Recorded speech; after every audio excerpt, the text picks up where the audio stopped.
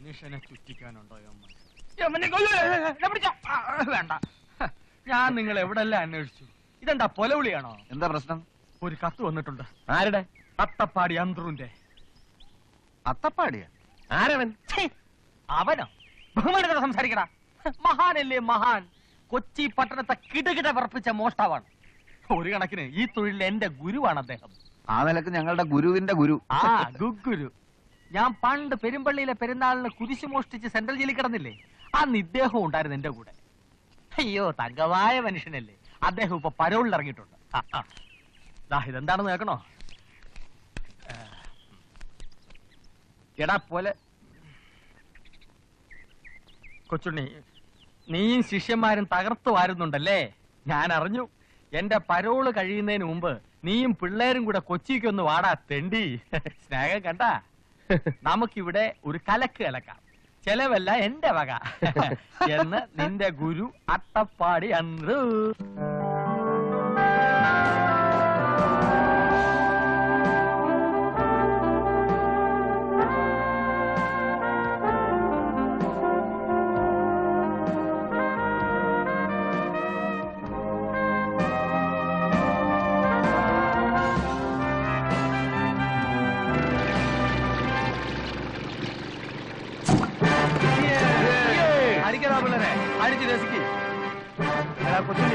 നീ നിന്റെ പിള്ളേരെ ശരിക്ക് തൊഴിൽ പഠിപ്പിക്കുന്നുണ്ടോ? പിന്നെ നല്ലോണം പഠിപ്പിച്ചു കൊടുത്തിട്ടുണ്ട്.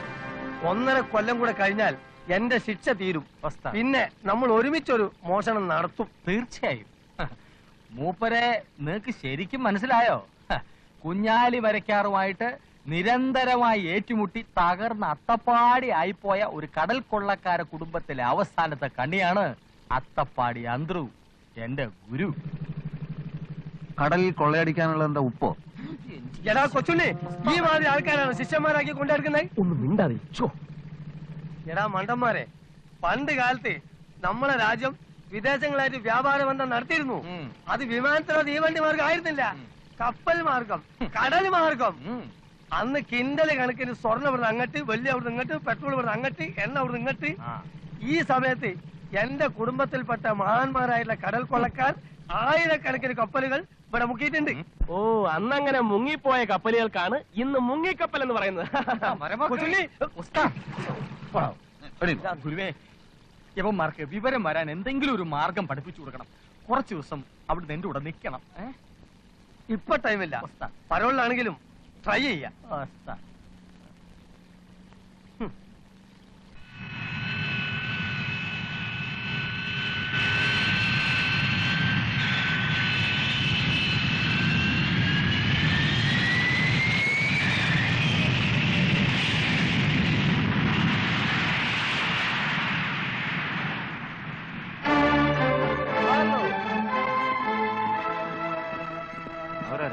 എനിക്കറിയില്ല. ഹലോ, ഇത് തുമ്മിക്കുഞ്ഞ്, ഇത് കുര്യച്ചൻ, എന്റെ ബ്രദേഴ്സാണ് ശങ്കർ, സുധീർ. ഇവർ നമ്മളുടെ കൊച്ചിൻ ഏജൻസാണ്. ഇത് PA മണക്കാട്. ഹലോ.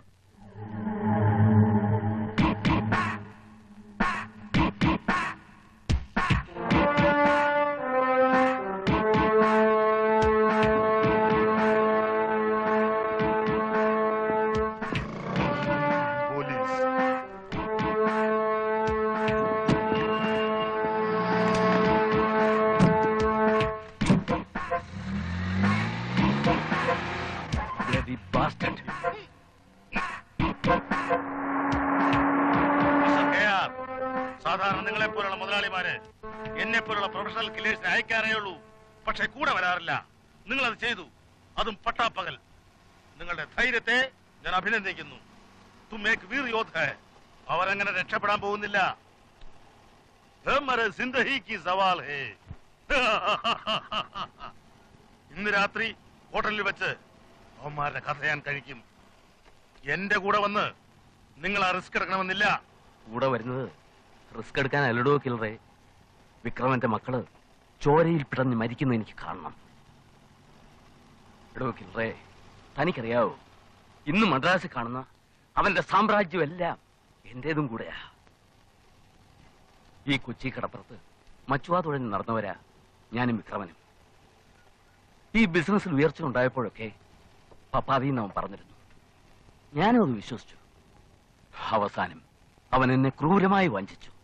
എനിക്കത് മറക്കാൻ കഴിയുന്നില്ല. നിങ്ങളെപ്പോലുള്ള വലിയ വലിയ മുതലാളിമാരുടെ പ്രതികാര ബുദ്ധിയാണ് ഞങ്ങളെപ്പോലുള്ള പാവപ്പെട്ട പ്രൊഫഷണൽ കില്ലേഴ്സിന്റെ ചോറ്. ദൈവം കൊടുക്കുന്ന ജീവൻ നശിപ്പിക്കാൻ മനുഷ്യന് അവകാശമില്ല സാർ. എങ്ങനെ? കൊല്ലും കൊലയും അല്ലാതെ ഇതിന് വേറൊരു പരിഹാരം ഇല്ലെന്നാണോ? നിർത്തടാ, നീ നിന്റെ നിലയ്ക്ക് നിന്നാ മതി.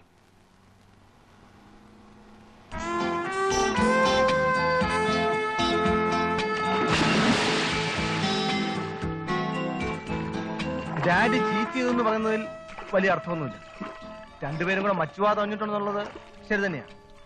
പാർട്ണർഷിപ്പ് ബിസിനസ് ആകുമ്പോൾ രണ്ടുപേർക്കും തുല്യ പങ്കാളിത്തം വേണം. റിസ്ക് എല്ലാം ഡാഡിയുടെ പേരിലേക്ക്, ലാഭത്തിന്റെ പങ്ക് പറ്റാൻ കെയാറും. ഞാൻ പറഞ്ഞിട്ടാ അയാളെ കട്ട് ചെയ്തത്. ഞങ്ങൾ പറഞ്ഞ അതല്ല ചേട്ടാ. കഞ്ചാവും ചരസും ഒക്കെ നമുക്ക് കിട്ടുന്നത് കൊച്ചിന്ന്. കൊച്ചി ഒഴിവായിക്കൊണ്ടൊരു പ്രവർത്തനം നമുക്ക് പറ്റില്ല. അപ്പൊ ആവശ്യമില്ല ഒരു ശത്രു ഉണ്ടായാൽ അത് നല്ലതല്ലല്ലോ. ആര്? കെയാറോ? അവനത്ര പ്രബലനാണെങ്കിൽ ഡാഡി അങ്ങനെ ഈസി ആയിട്ട് അവനെ കട്ട് ചെയ്തു. ആ, വരുന്നിടത്ത് വെച്ച് കാണാം.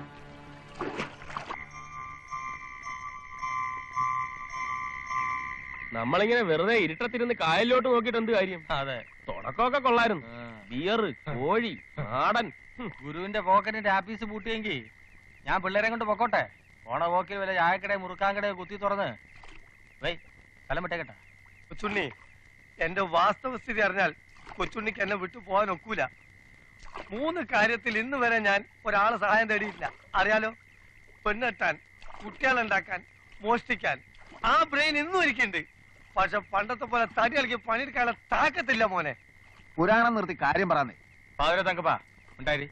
ഗുരു പറയട്ടെ, അദ്ദേഹത്തിന്റെ മനസ്സിൽ എന്തോ കിടന്ന് ഇളകി മറിയുന്നുണ്ട്. നേരാണ് കൊച്ചുണ്ണി. അനക്കറിയോ, കെട്ടുപ്രായം കഴിഞ്ഞിരിക്കണ എന്റെ മോൾ അലിക്ക തയ്ച്ച് വിറ്റിട്ടാണ് ഇങ്ങക്കൊക്കെ ആ പാർട്ടി നടത്തിയത്. വേറെ വഴിയില്ലാഞ്ഞിട്ട് ആ കുട്ടിക്ക് ഒരു നിക്കാഹത്ത് വന്നിട്ടുണ്ട്.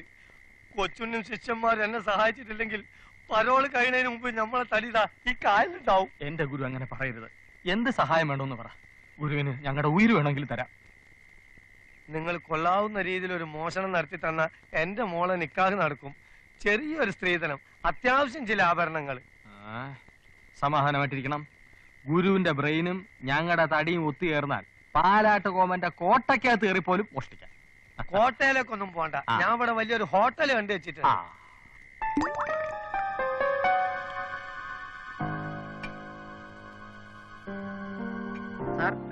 സാറിനെ കാണാൻ ഒരാൾ വന്ന് വെയിറ്റ് ചെയ്യുന്നു. ആരാ?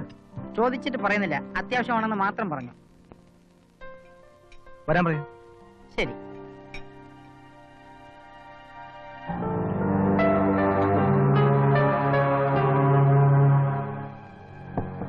എന്താ?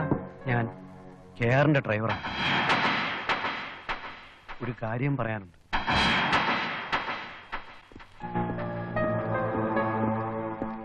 സുധി, കെയറിന്റെ ആൾക്കാർ നമ്മളെ കൊല്ലാൻ ഇറങ്ങിയിട്ടുണ്ട്. എന്ന് വെച്ച് സ്ഥലം വിടാൻ പറ്റൂ?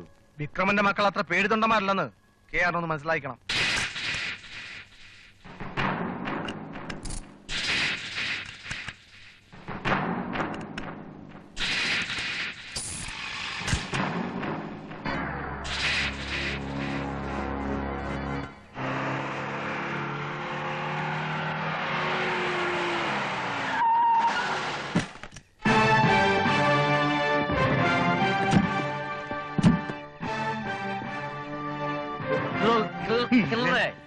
ഞാനും വരുന്നു. I want to see that dead bodies. നിങ്ങൾ ഈ കോലത്തിൽ വന്നാൽ ആകെ കുളമാവും. നമ്മളും ഡെഡ് ബോഡി ആയി പോകും. പിന്നെ ഞാനെങ്ങനെ ശവം കാണും? तुम जाने तक आपको डेड बॉडी मोर्चरी में देखने के लिए सकते हैं. ഓ, മോർച്ചറി പോയ ഡെഡ് ബോഡി കാണാമെന്ന്. जी जी